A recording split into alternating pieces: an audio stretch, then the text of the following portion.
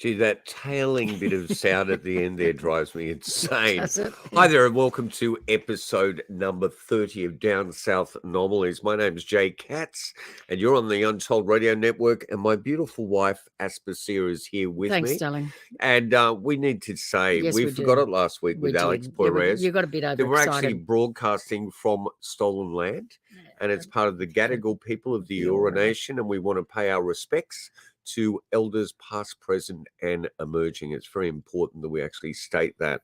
It's so exciting today for me. It is. Because just For like both of us, actually. I feel about you, Aspasia, Yeah. here is one of the most powerful, important ladies Mm-hmm. to ever enter into the world of the anomalies. Mm-hmm. She is the truth, the light, and the way. There's actually behind... not that many of us, is there, No, in there isn't. this field? But hey. But behind the scenes, there always is. Yeah, absolutely. But her late husband, Dr. Martin Gottschall, and Sheryl Gottschall pioneered Queensland UFO research and is still at their helm there decades later. Yeah.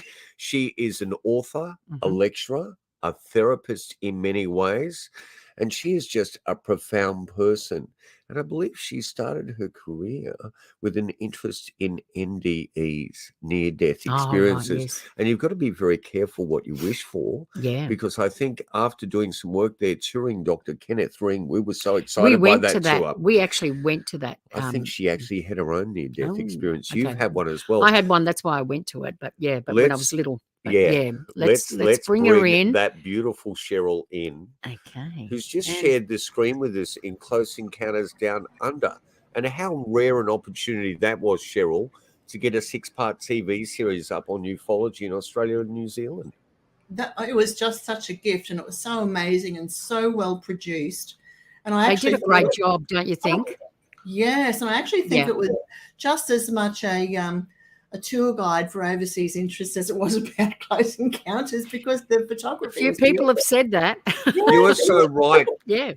You know, next time I'm going to get onto the tourist board, because I think we all need a little bit of ching from them. Yeah. You know what? It took us 6 years to pitch that behind the scenes. We didn't really want any hosts.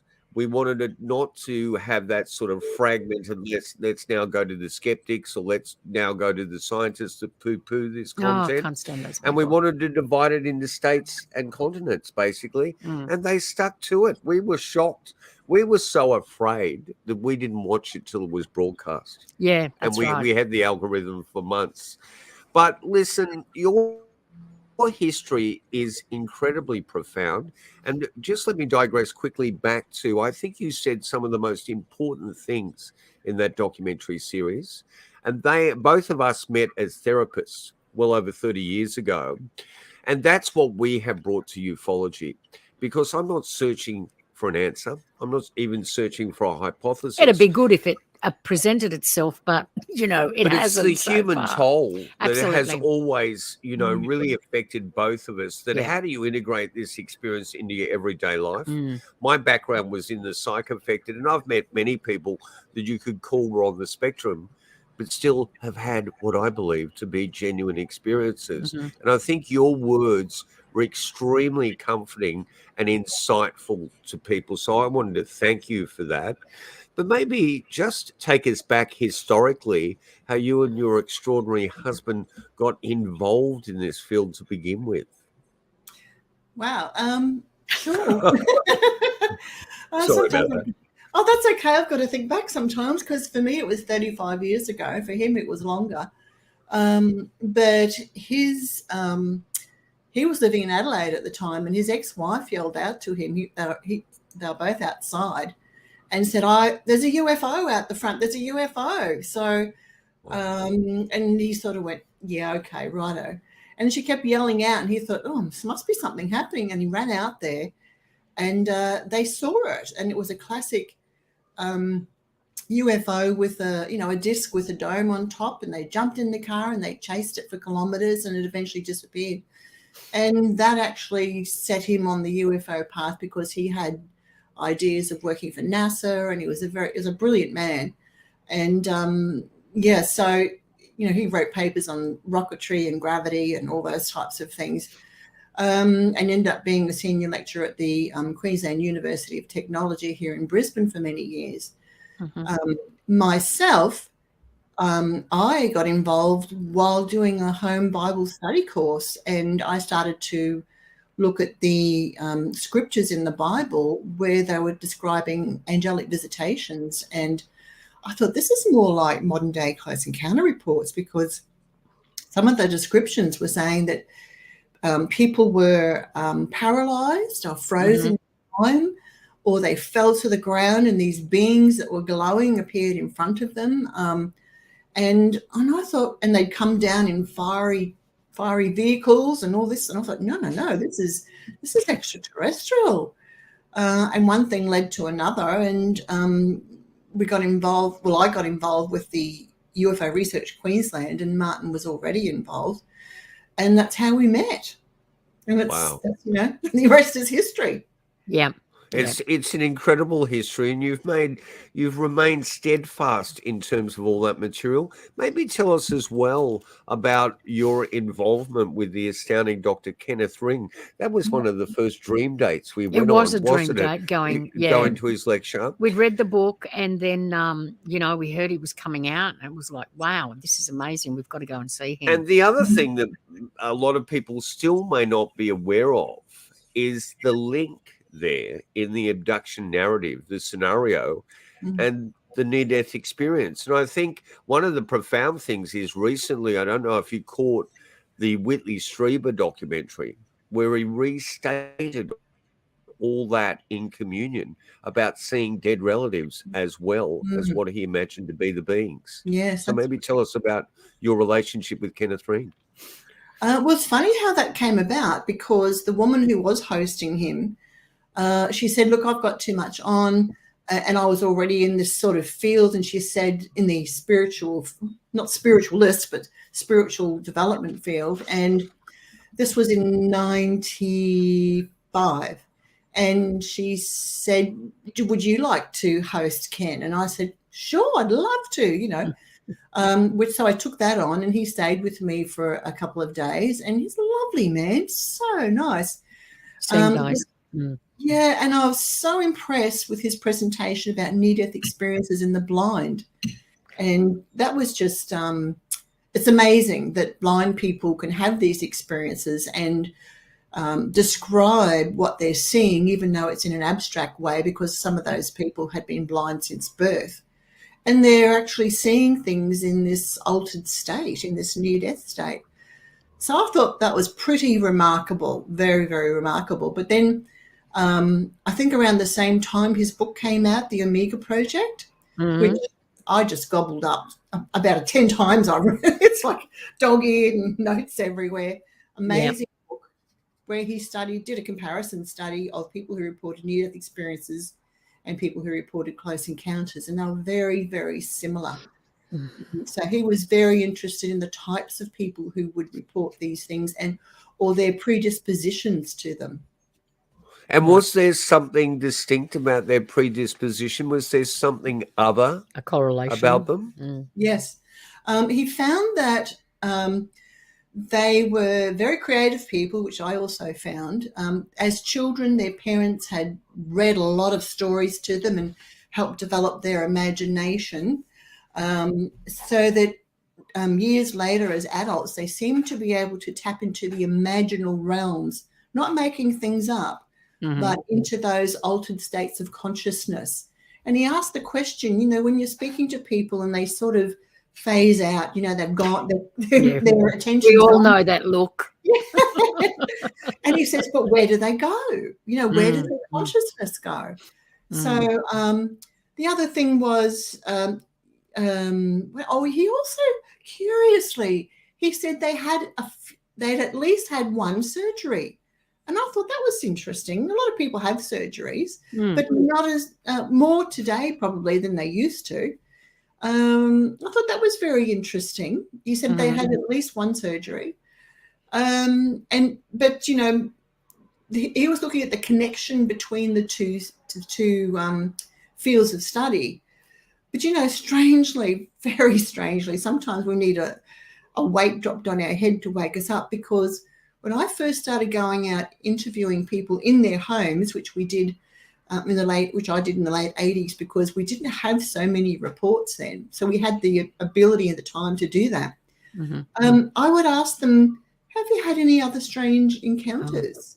Just an open-ended question, not saying what type. And they'd say, well, it's not UFO related, but I had this strange experience when I was in hospital. I had surgery. I left my body. I went down a tunnel, or I saw my body underneath me, and I saw a tunnel and a light at the end of it. And they tell the classic near-death experience story. So, and I found over the years that about half the people who report close encounters also report having had at least one near-death experience. Wow. I think that is amazing. That's another one that we can add, because for a while there we were, going to people's houses who were having UFO sightings, and they would ring us and we would go and speak to them. And then afterwards, after we'd done all the, the talking about the UFO encounter and what they saw and how they saw it, we'd sit down, have a cup of coffee, and then they would say, oh, by the way, we're having ghost experiences in the house. And then it switched over. We started looking into ghost stuff, and then we'd go and investigate the ghost stuff. And when that was done, having a cup of coffee, at the end, we'd be sitting down and talking about the UFO sightings that they're having. So it was like, what is going on? It all seems to correlate there. Once you're open to one, you're kind of open to all of it. Yeah. Which kind of makes me feel that it's, whatever it is, it's all connected. It's all connected together. Whatever that factor is, we just haven't worked out what the factor is that connects all these anomalous experiences. Yeah. And I found that people who report close encounters, like for me, when I first got involved in UFO research, I thought I had a very simplistic perspective of it. I thought that aliens got in this spacecraft on their home planet, and they flew over here, and they landed on Earth, and they said, hi guys, but it's not that simple, of course. And so there's a mixed bag of things going on. And I found that that the close encounter experience was just one facet of many of what I've called the close encounter package. So they can have a close encounter, they can see ghosts, they can have a near-death experience. They'll become spiritually engaged. They can start spontaneously speaking in tongues. They can become spontaneous mediumship experiences. Like it's amazing what gets switched on. And I think these are the higher faculties that get triggered when people enter altered states of consciousness. Yeah. And I think what you've done quite key research into is the notion of shamanism too. And I think, no matter how dispossessed we are spiritually in our technological world, that people are still having major shamanic experiences. And the UFO is just one small example of that. Where our Untold radio podcast comes from is the height of California. And a lot of people are doing research into Bigfoot, Sasquatch, Yowie. And there's divided camp there, Sheryl. There is a camp that wants to see it as a relic hominid. It's flesh and blood. And they're waiting to capture this thing, even with the bone saw, to prove that it's real. And then there's the other researchers, and one of them you'd be very aware of is Tony Healy and Paul Cropper. Well, Tony will always tell you that there is all this other peripheral activity to the sighting of a Sasquatch that falls again into that world of the anomalous. So I think that if we try and limit this phenomena to one single thing, that we're actually going to, stumble and fall. And I think we just need to pull back more and more from it. I don't know how you feel, but we both feel after decades that we have more questions now than ever and fewer answers. Yes, I agree. Fully, totally, utterly. Yeah. And I think, go on. I was just going to say, when you think you've got a handle on some part of it, it just go, and you live with that for a while, and you hang on to that, and then boom, something comes along and just blows it out of the water. Totally. I think the other problem too is that so much of it is contradictory. One of the great analogous examples of that is the Min Min light. And I did a program for the ABC in the 90s called To Catch a Flying Star, where I ended up for weeks with ruse shooters. out there in the Nullarbor, and they were suffering a real sort of schizophrenic breakdown when they philosophically approached the Min Min light, because one night it would be in the equidistance and they go, it's poachers and they're our ruse, let's stab it and steer it. And it would keep that equidistance from them no matter how far they drove and at what speed they did. The next night, the damn thing would be dive bombing them and seeming to interact with their consciousness. So that conflict is very difficult for the human being to deal with. It's very schizophrenic in a way. And I think that's one of the difficulties of getting our head around this vast spectrum of phenomena that falls into all these branches that we call the anomalous. There are some great images you sent with us. And just because we're going to be time poor and I don't want to keep you locked into this podcast all evening, let's kick off with this first image from 1992. And you can walk us through this. Some wonderful drawing there. Tell us about this case, Holsworthy in Sydney in 1992. Well, actually, I didn't investigate this case. This was a piece of artwork, actually, that was in 1991, I think it was, Brian Dickerson from UFO Research New South Wales. We love Brian. Yeah, he organised a weekend event at one of the art galleries where they also had space for people to speak. And he offered for people who'd had sightings to bring their artwork in and put it up on the screen, hang it up on the gallery. And it was amazing what people had drawn. Yeah, so I took a photo of that. But, sometime later, I think I sent you a couple of other images. I came across images that were not too dissimilar to that. And that is the UFO Chile image? Is that right? Yeah, let's have a little look at that. There we go. If you can, there we go. Yeah. So that's.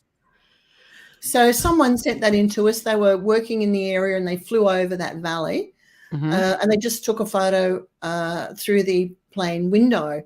But the next one, so the image, the object is the white object in the middle of the screen, and here's an enlargement of enlargement. Yeah.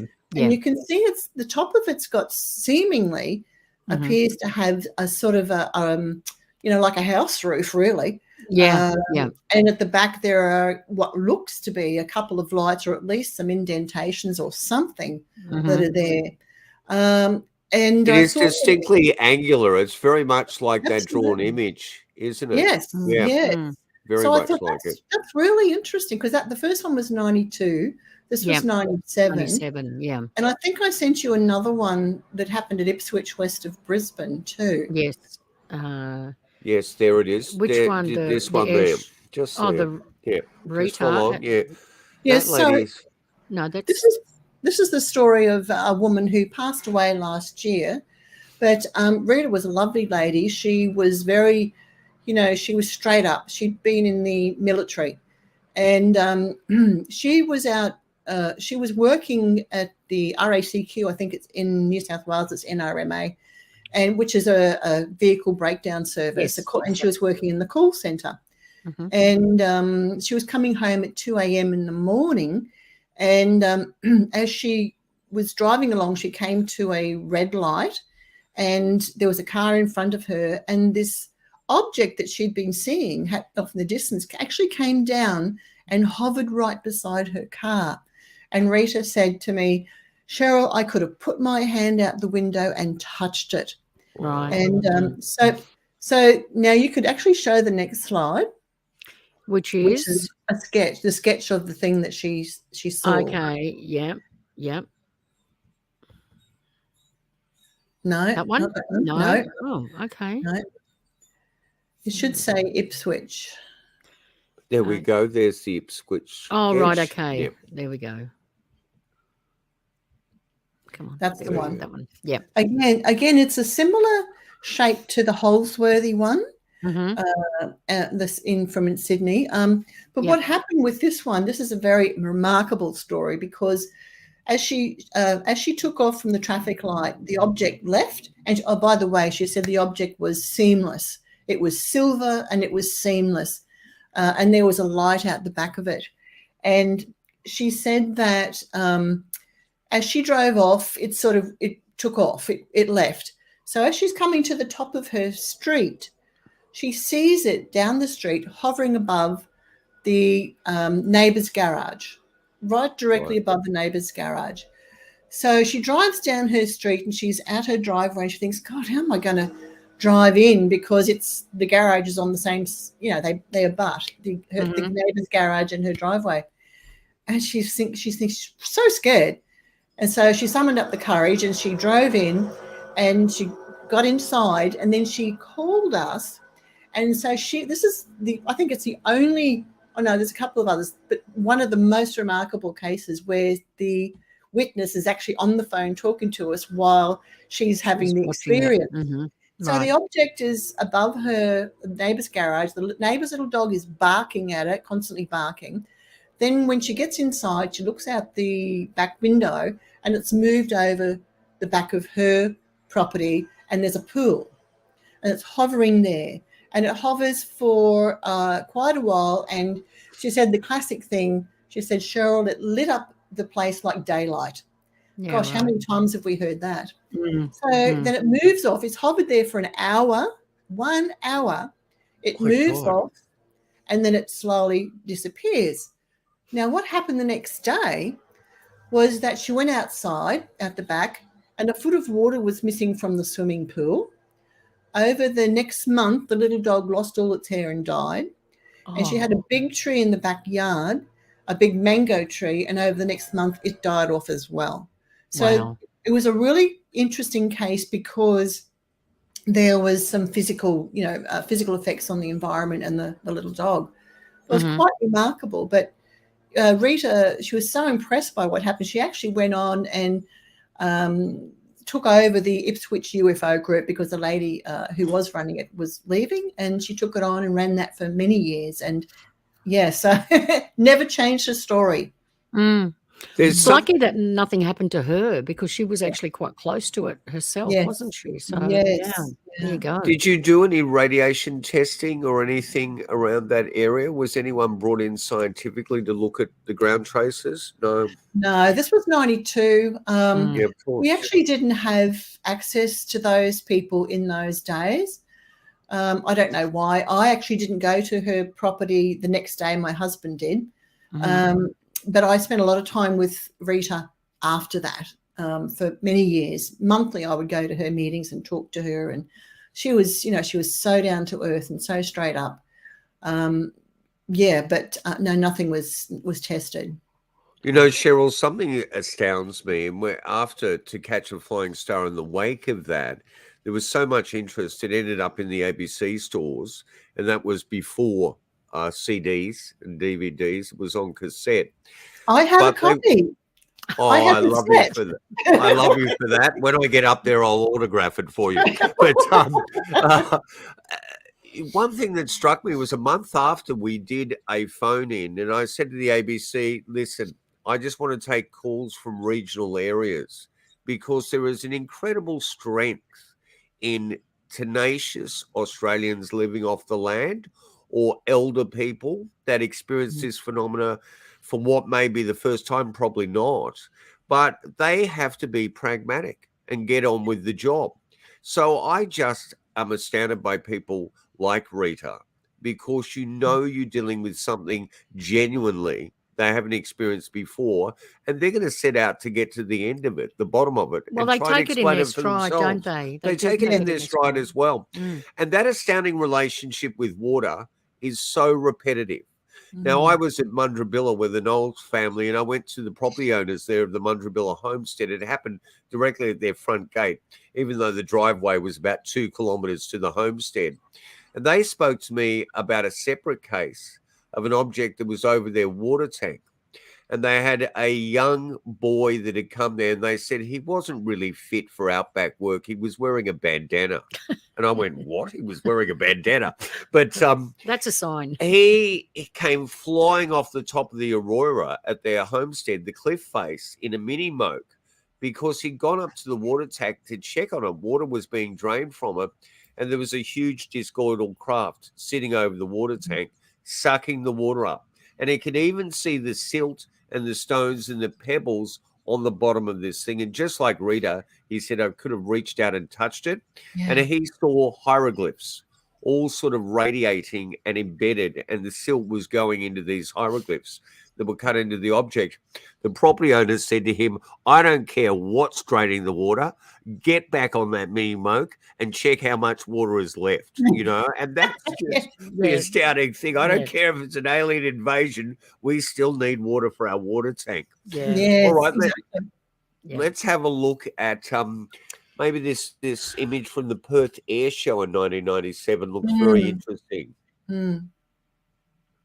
Wow, isn't that a phenomenal shot? And again, it looks similar. Yeah. This was sent to us, and it's done a few rounds. The original information, I've actually lost touch with it. It was 1997. At that time, I wasn't all over all the reports that were coming in. There were a few investigators, but that was the roulettes at the air show. And now I've had a few people look at this, and some have said, well, to me, it is the shape of a bird in flight, but I don't know how that explains. It's a big bird. That's a big bird. Yeah, again, well, it has to be a big bird. Yeah. Because if they're planes.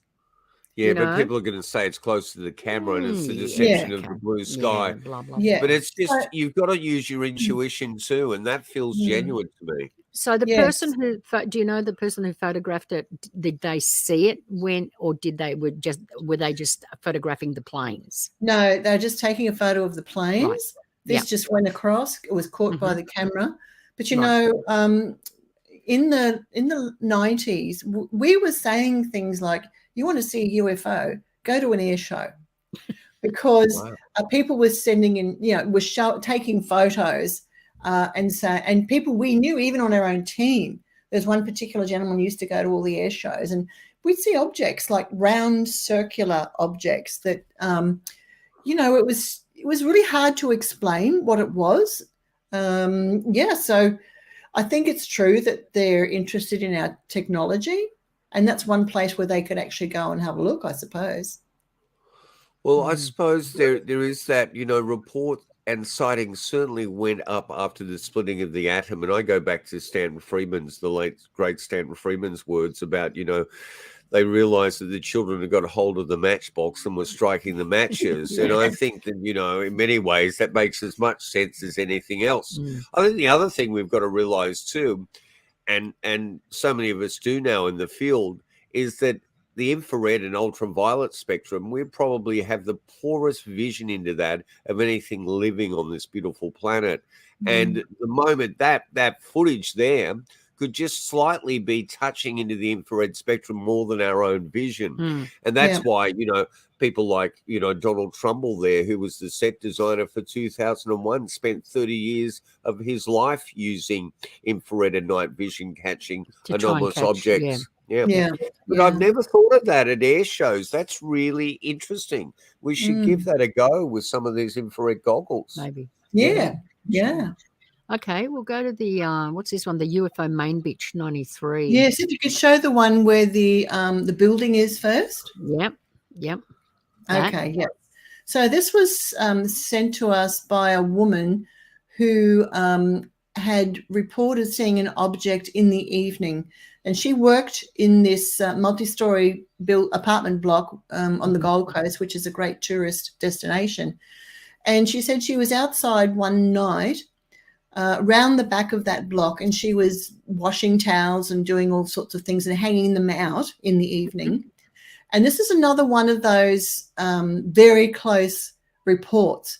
And you can go to the next slide where she's done a sketch. Yep. And she said, I was aware of something behind me. And she turned around and she said, Sheryl, if I had a broom, I could have reached out and touched it with a broom. Incredible. And it was, as you can see by her sketch on the left there, like 15 to 20 feet across. Yeah. That's not small when you're that close. And she said it's completely silent and dark grey, non-reflective, and it was lit up from the inside with a yellow light. And so you can see the one on the right. The rear, the craft is at the rear of the building there. She's sort of got it sideways, but yeah. So what she did was she went inside, and it was still there, and it again hovered for about an hour. I mean, goodness me, what are these things doing? And she gets up on the bed so she can get a better look out the window, and the room fills with disco lights, just going round and round and round like that. And eventually it went. She was gobsmacked, amazed, awed, frightened, all of those things, you know. What do you think of an area like that with an object that close and that size hovering for an hour? What about the rest of the residents? Well, yeah, all the other. And this was what makes me feel like there's some personal moment where that object is attached to the consciousness of the viewer. Yeah. I think that's part of the process. Yeah. And she had the other interesting thing. Now I think that was 93. Yes, that was. Yeah, Rita was 92. Yeah. And in the early 90s, I wasn't asking questions about missing time, but by 95 I really was, because a lot of people started to tell me about, you know, I can't explain, I've gotten somewhere an hour early because there's gain time as well, or I'm missing 4 hours of time, you know, like I don't know what the heck happened to that time. So I wasn't making a point of asking them to check their watches, clocks. Well, maybe by about 94 hours. But I do wonder, they have the perception of this object being there for an hour. Right. But maybe they're in some sort of a time bubble, and actually maybe they were, but in reality it might have only been there for a split second. I mean, we don't know. We don't know what extraterrestrial, I will say that, extraterrestrial technology is capable of, and how it can shift time. So there's a lot of questions that we still aren't asking, let alone getting answers for. And there is that really odd notion of time dilation. We had a GP down here, and you created, I think, the first abduction support group in Queensland for people with those narratives, which is really important. And we created one down here early in the piece, and we had a GP involved, and he narrated a story to us where he was outside the public school of his daughter and to pick her up, and he was literally at the front gate, and the kids were coming out, and the next minute there was no one there at the school. His wife was phoning him frantically. He and the car were not there for about an hour. So he said that he was sitting in the car, he had the door open, he'd gotten in on the passenger side and had his leg out on the curb, you know, and the other one in the car. And he said he just sat back for a moment, leant his head back, waiting for the kids to come out. It was only about 5 to 3. And then all of a sudden it was 10 to 4. Yeah. And, and he was like, I just sat back for a moment. And he said, this whole, almost an hour had gone. And he said, obviously the kids all came out, but his daughter didn't see him, but he hadn't moved. Yeah. So that was a really weird, so he was open to us sending anybody to him after that had happened to him, because he knows exactly what happened to him, which wouldn't make any sense whatsoever. So he was ready to listen to anybody's story by that time, Yeah. I think this is what spins people out, is that suddenly things don't make sense. It's not logical. And their brain sort of, the mind, I should say, goes, it does not compute. It does not compute, what's going on. And they start to sort of, their world, I can see it in their eyes. Their world starts to swirl. Like, what's going on? This is crazy. Am I crazy? It's very frightening. Their worldview just shatters, and they have to rebuild it. As you were stating in the documentary series, and we stated all the time, is that we hear and see signs of post-traumatic stress disorder. And you don't get that from a nightmare. You don't get that from an hallucination. You get that from a real-time experience. And war vets show great signs of it. and we see a similarity in these experiences. And I think it is a lot, like you were saying then, it's a lot to do with our reductionistic thinking. Our thinking is in a box and everything needs to make sense. Yeah. And that's where you get a lot of blowback in the world of out there where the ridicule comes from, because it's just not making sense to anyone. Yeah. But the thing is, it is so profound, it is so astounding, and it doesn't discriminate. I mean, your 5-star general can be having the same experiences as someone on the pension, in a small council flat, and they're profound experiences. Let's have a look at this case from 96 and Tweed City, is it? Is that, yeah, so do we start with the UFO sketch first? Or number? What did I send? Oh, no, I start with the sketch. The sketch, yeah. Yeah, do and the then sketch. There's 2 and Wow, okay. This is an amazing sketch. Yeah. That's an artist, whoever. It's got artistic ability, whoever that. So that's in Twin Towns RSL 1996. Yes. So the story of this was the gentlemen were outside the RSL in the evening having a cigarette, 2 men. And this is a boat harbour in here. And they watched this object come down towards them. And I think on the news clip that I sent you, he's written 7 meters above the water, but only 50 meters off the shore. So they got a really, really good look at this. Is that and it turns out that the witness who called me was an artist, and he immediately went home and he sketched what he saw. And he put this image, his own sketch of it, in this image over that area, in that boat harbour there, to show the size of it in comparison to the building. I actually love the way he's used, the front page, it's a collage architectural, sort of work. And it's he's brilliant. Put it in. It's just sense. Brilliant. It it's gives brilliant you, the way he's done that. It gives you the whole depth of field of it. I really think this is an astounding case, and it's really important that people actually, the moment they witness something like that, if they can draw or at least write down, because things will alter and change with the world around us. So it's just such an important thing for an investigator to be aware to do that. Is that this is the area today, right? So I don't think that boardwalk was there. But if you go back to the sketch, his sketch. Now he said we watched it for quite a while. I can't remember how long exactly, but it was not short. And so they got the good eyeball of it, enough for him to remember all the pieces of it. And you can see at the bottom of it that there is a circular darker disc underneath this overlaid one.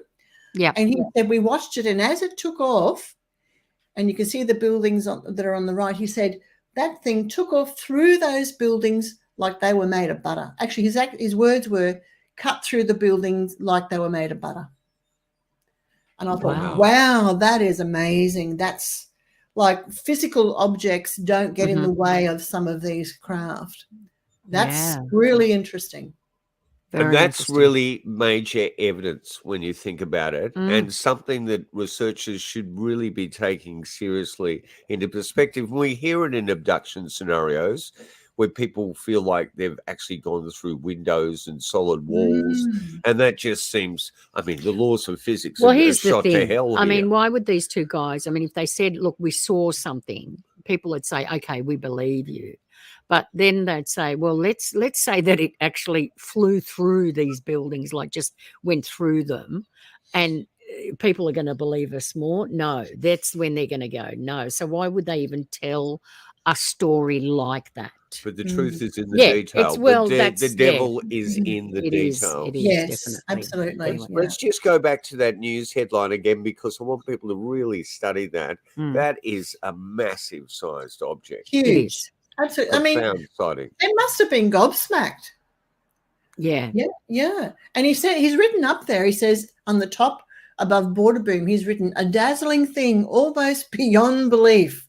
And he's coloured in the O's with eyes. Yeah, with eyes looking down.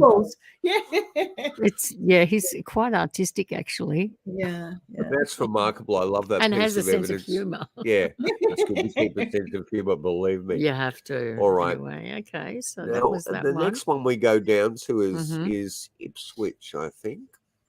UFO.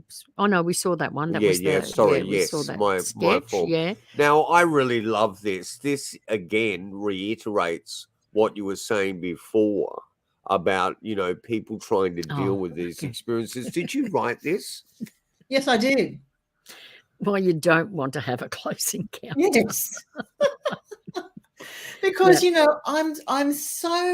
I have been so overrun by people who are busting to get on a spaceship, and I say, why? Didn't your parents teach you stranger danger? But it's like a lot of people in this field have got their bags packed and ready for the aliens to come and pick them up to leave planet Earth. I don't understand that's not really what we're here for, I don't think. I don't think there is a luggage check-in with them somehow. Like really. Yes.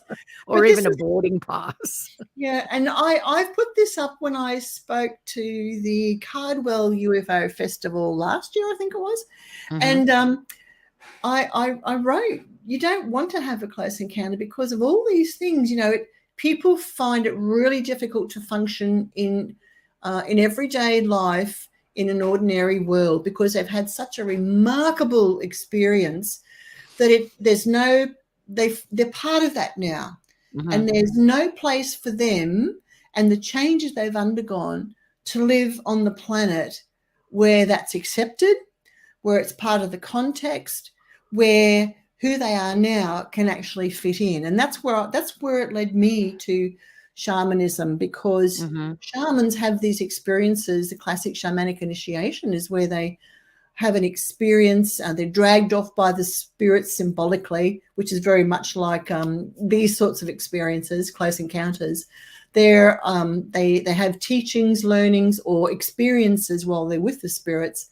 They're broken down to the hollow bone where the person they were before just doesn't exist anymore. Then they've got to rebuild themselves of their identity. So they come back to their tribe and they tell them about their experiences, and they try to teach the tribe, what they learned in their experiences. Of course, that works in Indigenous cultures, but does it work here on Western world? No, not at all. No, it does not. Well, we don't have a template to deal with that, but I think it's really important that you mention that notion of the shamanistic experience, because those experiences are not like going up and let's have a cup of tea or a bonox with the gods. You actually are taken up there, and in many ways it's similar to the abduction scenario. Yeah. You might find yourself lying flat down and being operated in a way, and very traumatizing to go back into the Western world thing. I don't think people realize how alienating the narrative and how courageous people are to come forward with these stories, because 9 times out of 10 in a marriage or a relationship, that partner may not accept the experience that has occurred. And it's that trauma that can actually lead to very serious psychological repercussions. So I really appreciate what you're doing there and making those statements for people to realize, there's a reality to this, but let's tread carefully. Yes, absolutely. Yes, very much, yeah. Okay. All right. This one. This is New Zealand, and New Zealand is such a fascinating place for these experiences. I'm sitting here thinking, what did I send them? But this was another very interesting experience. 1977, okay. Yes. So what had happened was the main witness who called me was a child at the time, and when he contacted me, he was about in his 40s. And this is another interesting thing. He referred to himself as a wildlife warrior. He'd become that. And he and his best mate, now I can't remember, anyway, was one of their mothers had said to the other boys, we're going to go to the lakeside for a little holiday. Would you like to come? And the other one tagged along. So they're sitting outside at 9 p.m. at night. And if you want to put that sketch back up again, this is his sketch. Yeah. And they're sitting there, and on the, not in the blue light, but on the other side, you see these two round globes and the arrows. So they're sitting there and they're watching those first, and they're going, wonder what that is, wonder what that is. And all of a sudden they shoot off in different directions. And then what happens next is all he knows is that he finds himself, they're standing on the beach, and at the same time they turn to each other and they say, you're all blue. And then they look up and they see this UFO, and boom, that don't have any memory of what happened. The very next memory is the guy who called me. He's on the beach and he's running for his life, running, and his head swiveling from side to side looking for his friend. He doesn't even know why he's running. And then he turns his head again and his friend is running beside him. And they run all the way home to the holiday cabin, and they tell the mother, Mom, we saw a UFO. And we had this, there's a blue light and all this. Anyway, mother says, go to bed, boys, go to bed. Stop being, a problem. And they do.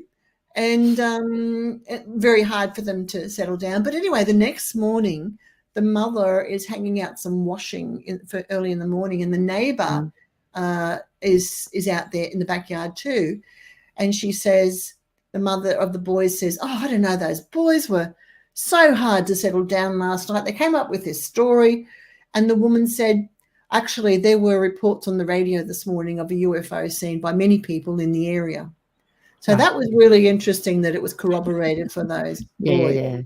Yeah. What was the other? Is this where they were? That's that area. Yes, that's the area. Right. Yeah. Beautiful. Beautiful, isn't it? Oh, it's gorgeous. Yeah. Yeah. Absolutely. There you go. But it was interesting that they just had this gap in memory, and it just very quickly reminds me of a case that a woman on the Gold Coast rang me, and she told me about something that happened to her in the 70s when she and her daughter went on a holiday to Spain, and she had gone for a walk down to the boardwalk in the early evening, and she was sort of in the shadows, and she's looking like there's the water. She sees the water, and in front of the water's edge on the boardwalk are people walking, but she sees this UFO in the background, and the people are still. They're frozen in time. And she's watching, because as she's getting closer to the boardwalk, she's expecting to hear all the evening noise and chatter. And she said there were people with their mouths open, their feet up in the air, frozen when they're walking. The traffic stopped, and it was silent. And then she steps out of this shadowy area, and as she does, whoever was in the UFO, and she did say that she saw two little beings with these sort of inverted triangular shaped heads.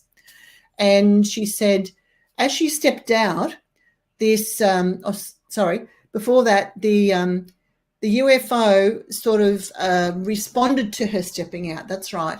And underneath the UFO, which was like sparklers, they all suddenly started to come out at the bottom, and it took off out of sight. And it wasn't until it was completely out of sight that everything switched back on. And that scared her, because suddenly was all the noise, the traffic, the chatter, etc. And people started walking, and the cyclists started cycling. And she ran up to the nearest person. She said, "Did you see that? Did you see that?" She said, "What?" So here was an experience where all the people had no clue that they were frozen in time, that she was observing this for probably a good 30 seconds. They had no clue. Yeah. So it often makes me wonder, can some of us be having experiences and we have no idea about what's going on? I've always had this intuitive feeling that maybe the entire humanity is having experiences and it has no clue, very little memory. And it's just those few people that we term as other, that small percentage that are operating, that have sort of broken their programming, that reductionistic thought, that have actually stepped into that other vision of that other world. Who knows? But it is so fascinating. I mean, you would have watched the entire Close Encounters Down Under, and there's that story, it just hit me, it resonated, that Peter Curry spoke about when he was in Lebanon, that they're all stopped and frozen as well. And I've heard that many, many times before. Yeah.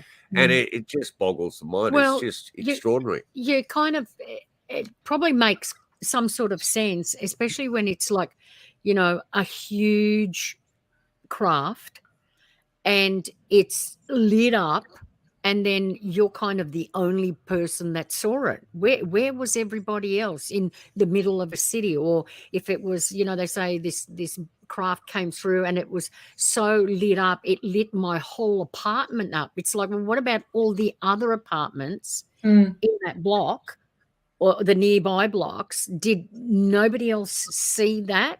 Obviously they didn't, because it's this, just that one person. Otherwise everybody would be, you know, reporting that incident, reporting having seen that, reporting, you know, that my apartment was lit up like a Christmas tree. What happened last night? You know what I mean? It's only that one person out of hundreds. So obviously something like that is happening. So whatever it is that they can do is to manipulate time in a way that we can't, or we don't even understand.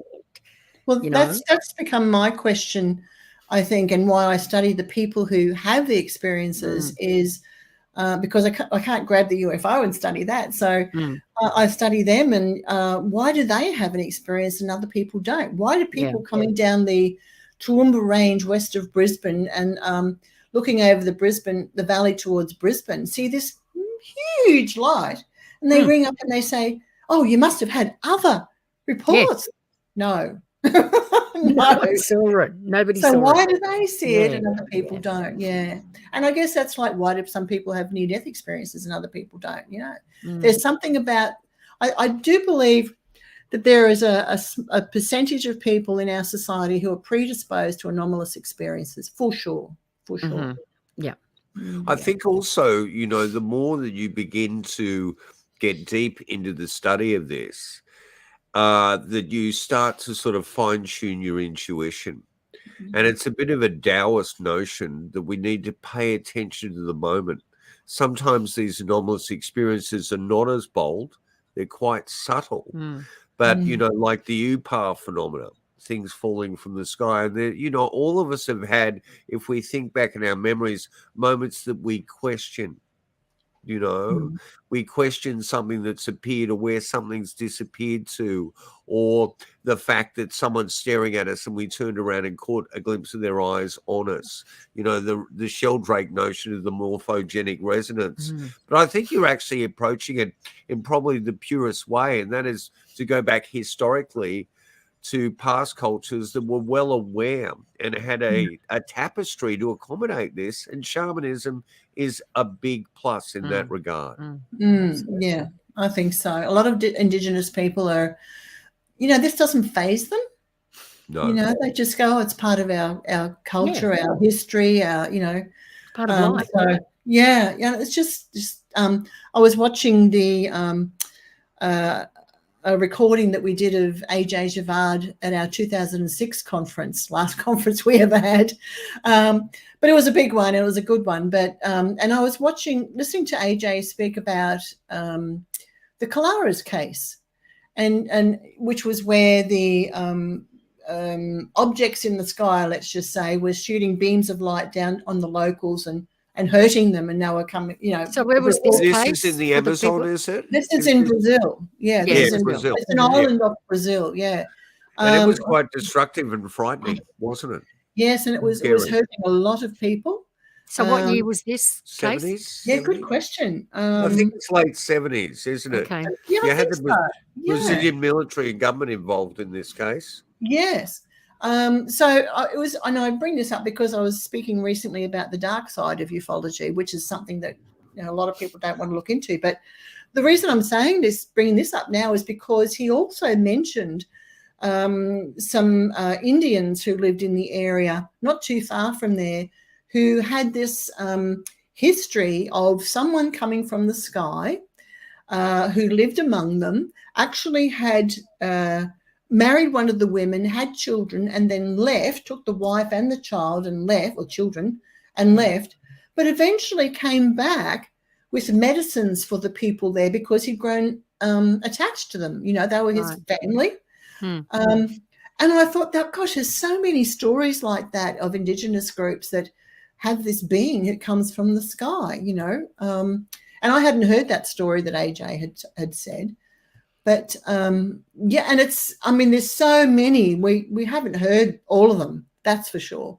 Well, we've done so much to destroy the trust, and we've stepped over so much that is sacred that really, one of the first podcasts we did for Untold Radio was with Matt Pohl, who's the Indigenous curator now at the Maritime Museum, but was there at Sydney University. And part of his job was to actually look into other universities around the world and museums to return artifacts that were extremely sacred, because we think it's an incredibly important thing to actually promote Indigenous cultures' insight and their ability to perceive and cope with this phenomenon far better than we have, because it's always been part and parcel of their lives. Yeah, now, I think science and for all the good it's done and everything, it's also discarded and discounts anything that it can't explain or put in a box or label. And so many, all the Indigenous races in the world have got those stories that are part of their fabric, their reality, their truth, but it's all discarded, and they do the rest of humanity, the Western world, a real big disservice by saying this is just, superstitious people who don't understand the way the world works, don't understand science, and make up these, stories to try and fit. And it's like, no, I'm sorry. They don't make anything up. They're just telling their truth from their perspective, and science coming in and discounting it really harms everybody. Well, the evangelical nature of actually going into communities too and replacing their history with this modern theology. And you can see that incredible disparity. Look, just before we end this podcast, and I would desperately love to do another one with you in 6 months' time, because I think you are the whirlpool of truth, the light and the way. There is a calmness and beauty to you, Sheryl, that's astounding. And I want you to know that we feel that way. But you must have something incredibly in common with the profound freelance journalist Leslie Kean, who has written the book Surviving Death. And I was profoundly affected by that Netflix series. And I was a little shocked initially to see her in there, not discussing ufological material, but discussing transmediumship and things like that. Have you been in touch with Leslie? Are you people researchers? No, I haven't. No. Maybe I should contact her. Yeah. Absolutely. Have you seen Surviving Death, that 4-part series? Yes, and I've got her book. Yeah, I think there'd be a lot of similar paths that you have both trod there that would make a fascinating. Well, on that subject, you're in the midst of, think of an initiative that came about in 2021 with a group of international researchers that you're working with. Tell us a bit about that.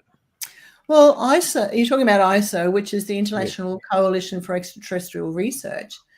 Which came together because UFO researchers internationally, and I believe it's the first true international organization that wanted to, make a mark, I suppose you could say.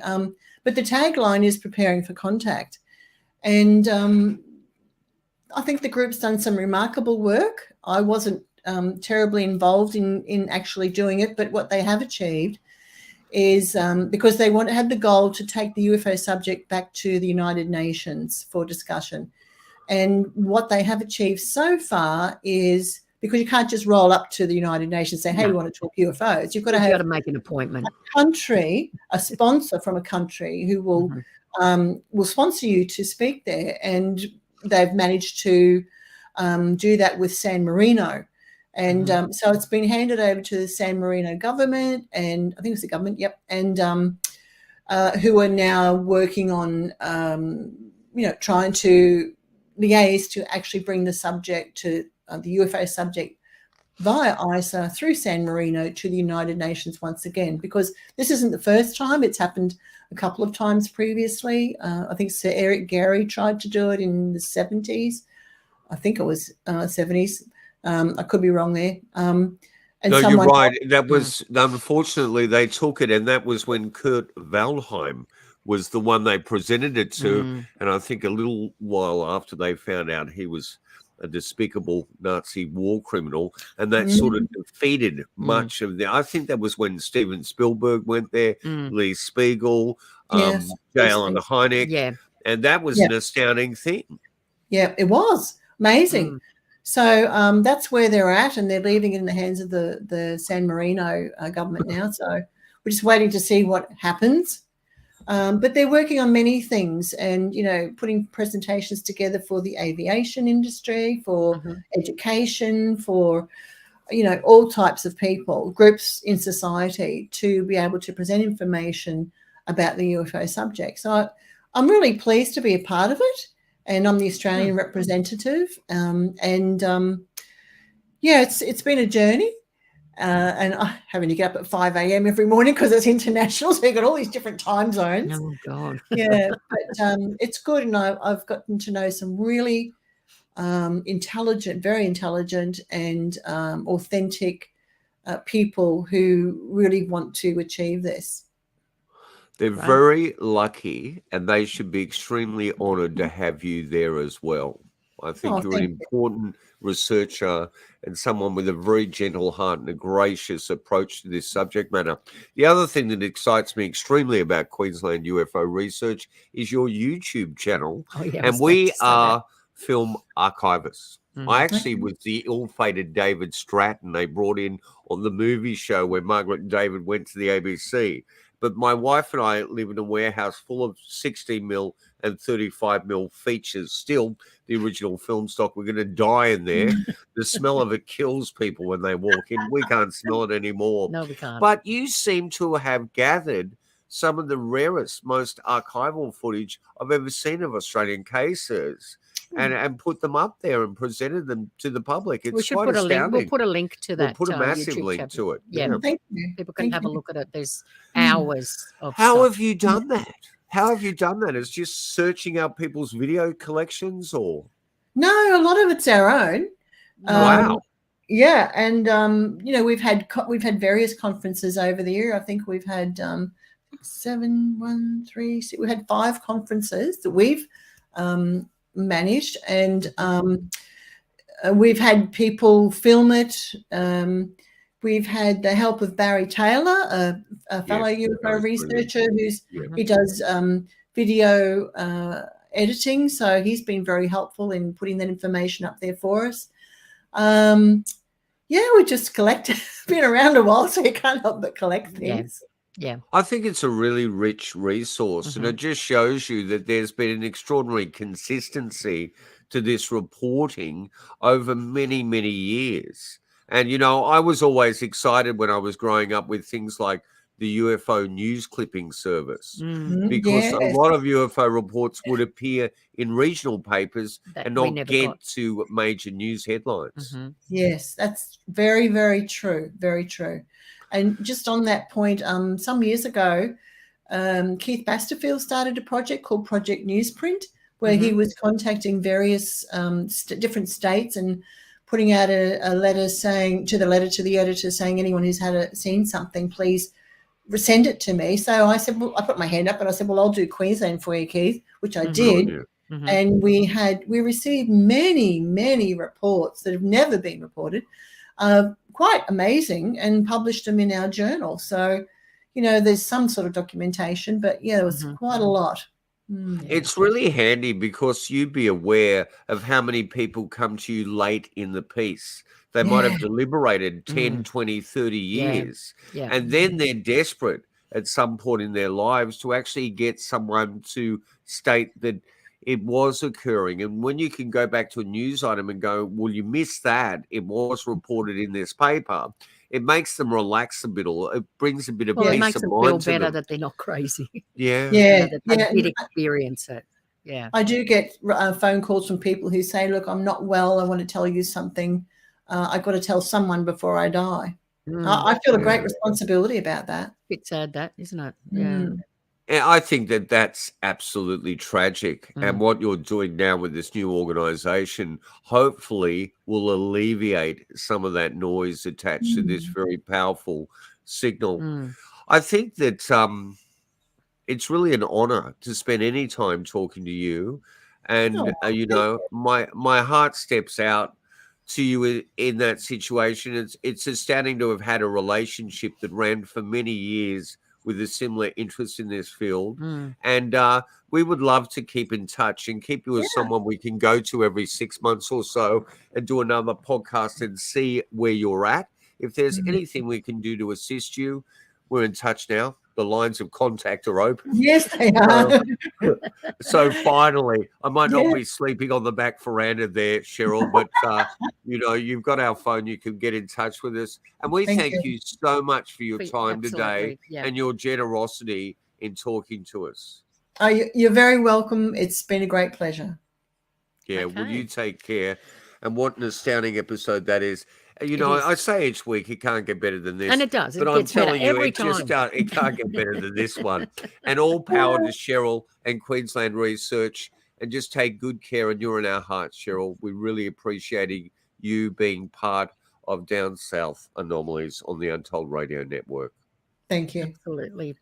Okay, so I'm going to pop you out now, Sheryl, and we'll do our little housekeeping stuff for the end of the show. Yeah, and maybe if you just want to hang around and live through the last minute and a half, we'll have a quick word to you at the end there. Okay. All right. Yeah. So what is our housekeeping? Well, what's our housekeeping? Okay, we should have done it, but I just want to say congratulations to Doug. Well, we're jumping Alex. The gun quickly, but no, we're not. Oh, no, because we're not. It has happened. Absolutely. They have got the Kickstarter campaign working money, big time. Yep, to put that to start that show. What was the name of it? I've removed it. Oh, you removed it. Legend versus Science. Sasquatch. Yep. So they've got the money to be able to make that Jocko, which is I'm so we should excited thank about. Every single person that's kicked in for that Kickstarter campaign. Yep, and we're all going to get credited, people. And that's one important thing. I want the museum diorama. Someone's going to actually get to take a bike ride and a picnic with Doug. Wow. Wouldn't that be amazing? That would be wanted awesome. The jacuzzi with Alex, but they didn't offer that. No, they didn't. Yeah. Well, maybe if we get to the stage, you can go there. I am very excited that campaign has come online. And that is great housekeeping. All right. We'll catch you next week with another profound episode. We will. Okay. See you next week, people.